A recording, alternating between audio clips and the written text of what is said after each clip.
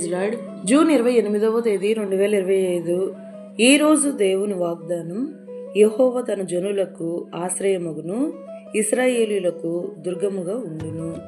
యోవేలు గ్రంథం 3వ అధ్యాయం 16వ వచనం. ఆకాశము యెహోవా సింహాసనము, భూమి ఆయన పాదపీఠము. ఆయన గర్జించు సింహస్వరము విప్పితే తను సృష్టించిన భూమి ఆకాశములు వణుకును. అత్యధిక ప్రభావవంతుడు, ప్రకాశమానుడు, తేజోమయుడు యెహోవా తన జనులకు ఆశ్రయదుర్గముగా ఉండేవాడు. అటువంటి అద్భుతకరుడగు దేవుని బిడ్డలముగా మనము యేసయ్యకు కోపమును తెప్పించేవారముగా కాక, మన జీవితంలో ఆయన దయాదాక్షిణ్యాలను సంపూర్ణముగా అనుభవించెదము. ఈ రోజు వాగ్దానం మన జీవితంలో నెరవేరాలని కోరుకుంటూ, జీసస్ ఈజ్ అవర్ పర్ఫెక్ట్ పరిచర్యలో మీ సహోదరి. ఆమేన్. God bless you all.